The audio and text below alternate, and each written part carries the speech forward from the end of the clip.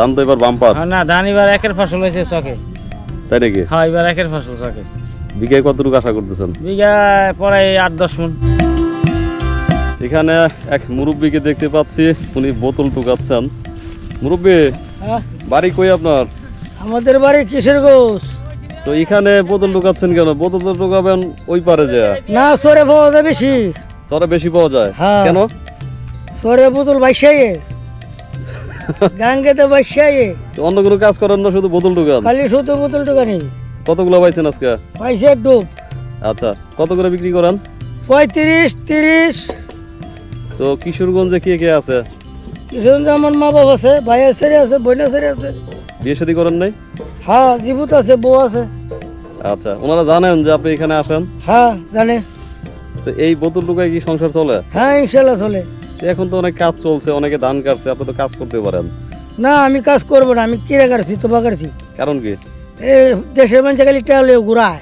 কোন দেশের মানুষ? এই দেশের মানুষ। না এগুলো মিথ্যা কথা। না মিথ্যা কথা না, এটা সত্য কথা। আমি তো নগদ টাকা হইলে আমি কামো আছি, বাকি হইলে আমি নাই। ও আপনার মধ্যে আদা। ঠিক আছে।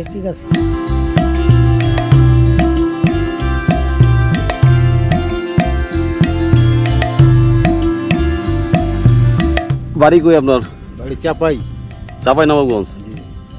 চাঁপাইনবাবগঞ্জের মানুষ আমি গত সপ্তাহে পাইছিলাম, কিন্তু এখানে বেশিরভাগ মানুষ কাজ করে কুড়িগ্রামের।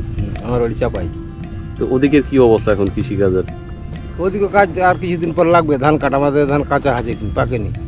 আচ্ছা, তো আপনার মাথায় যেটা দিয়েছেন এটার নাম কি? মাথুল বা মনে হয় ভালো ভাষায় বলে মাথায়। তো এটা কি মানে দেশে থেকে নিয়ে আসছেন? দেশে থেকে নিয়ে।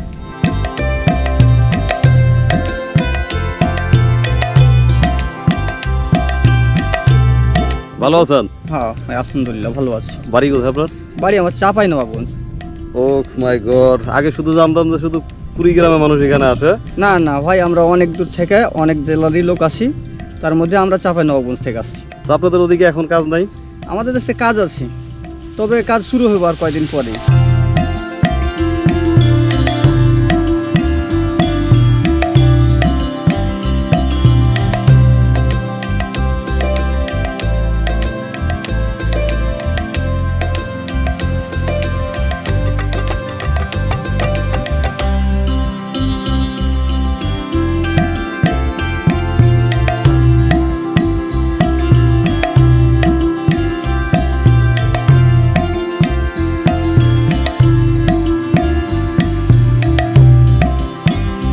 ভাই কি অবস্থা? আল্লাহ ভালো আছি। গাছের কি অবস্থা? গাছও আল্লাহ ভালো আছে। বৃষ্টি আসা কি উপকার হইলো? আল্লাহ উপকার হয়েছে তো। আসলে গাছের চেহারা আজ অন্যরকম লাগছে। 4 দিন আগে আসছিলাম, যে অবস্থা দেখছিলাম তার চেয়ে অনেক বেটার। আসলে আল্লাহর দেয়া বৃষ্টি, সেটা হচ্ছে আল্লাহর রহমত। সেই বৃষ্টির মতো তো আর আমরা পানি যতই দিই সেটা সেরকম হবে না। না, আল্লাহর দেওয়া নিয়ামত তাকে এটা করতে পারে মানুষে।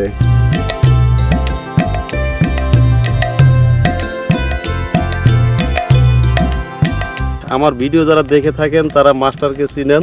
সেই মাস্টারের সুমন্দি এই ভাই। কি নাম আপনার? নুর ইসলাম। আচ্ছা, তো মাস্টারের সুমন্দি আপনার? জি আপন সুমন্দি। ও, তো মাস্টারও তো আসছে? মাস্টার তো আমি দেখিনি আসতে। না, এলাকায় আসছে তো? এলাকায় আসছে। তো আমি জামাল ভাইকে বললাম যে মাস্টারে নিয়ে আসেন, কিন্তু আপনারা বলে বাধা দেন। মানে বনে না তো, এই কামলা কিশোরের সাথে বনে না। না বললে উনি কিন্তু কাজ ভালো বুঝেন। বোঝে, কিন্তু ওনার মানে বেশি কথা বলে। আমার সঙ্গে অনেকদিন কাজ করছে তো, সে কিন্তু কাজ ভালো বুঝে, হয়তো একটু বেশি বলে। বেশি বলাটা আসলে ক্ষতিকর।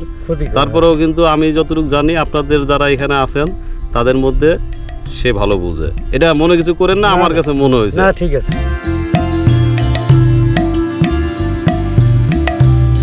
ধন্যবাদ। সার ছিটিয়েছে কে? ভাই আমি কইতে পারবো না, ওটা আপনি এখানে থাকেন না? আমি তো থাকি, আমাকে এদিকে কাজে দিয়ে বেড়াইলো, ওদিকে কে কি সিটে, আমি কেমন করবো? ধন্যবাদ, এগুলো সব মরে গেছে। আমার তো এইখানে এই কামলার সাথে আমাকে দিয়ে পাঠায়। দিয়ে পাঠাইছে, কিন্তু আপনি জানেন তো সার দিছে কে? কার বুদ্ধিতে কে সার দিছে ওখানে? ওখানে এলাকা কে সার দিল সেটা তো আমি কইতে পারি। সার দিয়ে তো জিনিসগুলো নষ্ট করে ফেলছেন।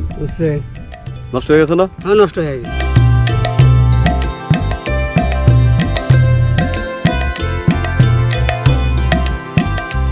এটা কি আপনি আসার পরে রোপণ করেছিলেন আরো আগে?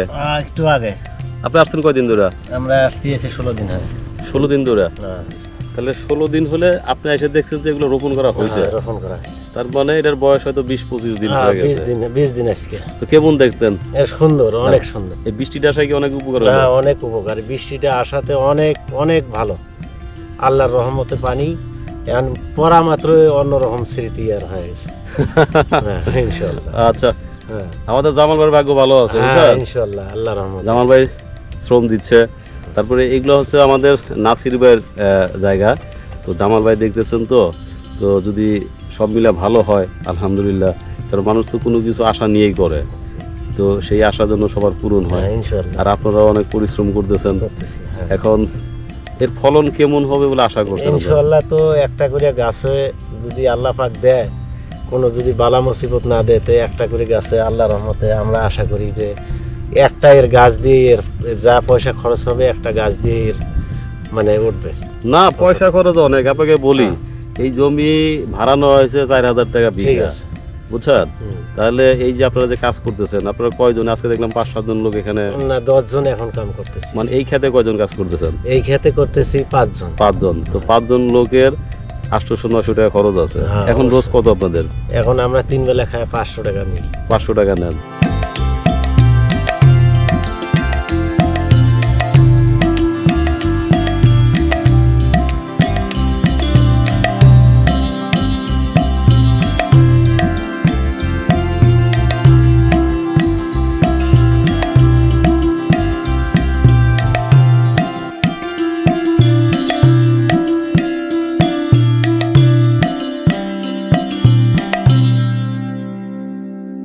মহিলা মানুষের কাজ করছেন, কি করবেন, কুলের ওর তো নাই, রোদ নাই? ওর তো অল্প। কোন গে, আমি তো আজকে আসলাম খুব কষ্ট করে, মানে এদিকে বৃষ্টির কারণে রাস্তায় প্যাক বেজে গেছে। হ্যাঁ, রাস্তা অনেক প্যাক, এই জন্য আসতে দেরি হয়ে গেল। হ্যাঁ। আবার বলতেছেন রোদ নাই, তো ঘেমে গেছে। আচ্ছা যাক, এটা কুলেতে করা যাবে? কুলের কাম তো না, এই যে কুলে দিয়ে যাবে না, কেন? এই যে ভারী। এই জন্য হ্যাঁ, হাত দিয়ে করতেছেন? হ্যাঁ।